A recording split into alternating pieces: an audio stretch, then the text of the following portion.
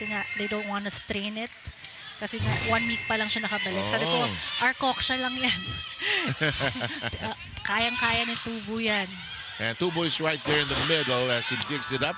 Bertolano has played so well to support Laksina. That's Bertolano again. Tubo changes her shot in mid-air. That's heaved over that time by Laksina. Here comes Bertolano. Oh! Gets it to go! Yes, for Bertolano. Hindi siya nag-approach eh. Oo nga eh. Parang may hesitation. Cobb with one hand on it. Had to do that. Ang galing. Did you see that? Ang bilis.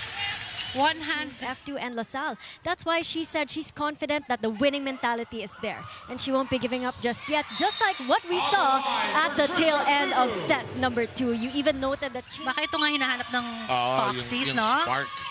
Nespero sends it to the end zone with Bertolano waiting. This is not over. Ang galing ng Farm Fresh since the second set to cluster their points together. 7-2 ang ating score. We need the Ivy Laksina show again. Yes, they need it. Akari needs it actually. Jam. That works. You know how fast? Pansin mo how fast talaga. For free! Ganun. Samantala, 8-2 po ang score. Regalo. And Tubo going back. That is, and we were looking for a spark for this Farm Fresh team, and now it's Akari that needs one. Soyud uncorks. Here comes an attack, and there's an open space. No defense there for the Foxies. They all Keeping the faith? keep the faith lang Keep yata. the faith. Pero keeping the faith is not bad also. In the meantime, Tubo. Cal was there. That's going to stay in play. Bustrillo's shot. Here's Bertolano. Cal, we cycle. One more. Nice, up. Eto, attack mode. Cal with one hand, second longest rally. Oh, it died in the water. Delary was unable to hoist it up. Foxies. Farm Fresh with a 6-point lead. If you watch the first set, it didn't seem like Farm Fresh would wake up, but they have. And Bertolano continues to score. She has 8 points. Ang ganda ng kasa niya eh. She needs time to load up.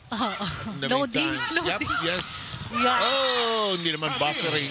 In the meantime, that is going to be scored upon. Domingo pala. Hi, Sed. Kuminsan, pag umarap, magkakamukha. In the meantime, Domingo. You don't talk to Domingo.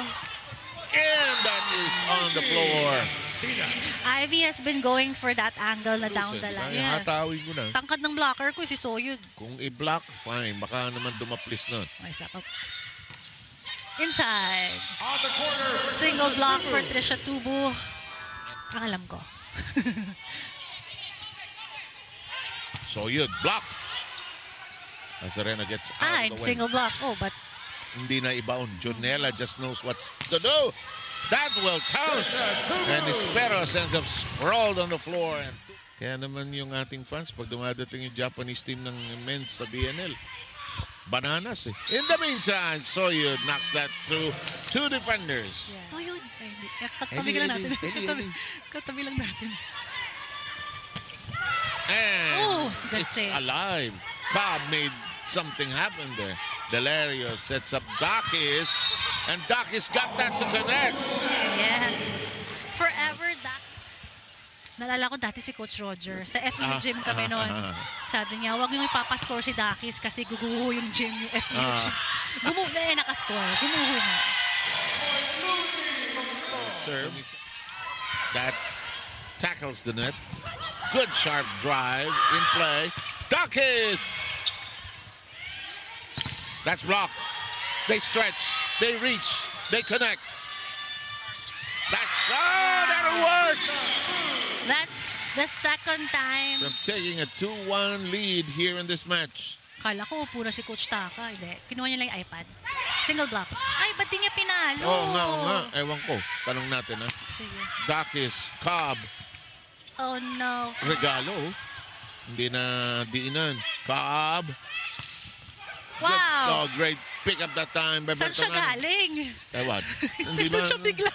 Nagulat din ako. Soyud. Look Wow. at Jack Janela. Perfect.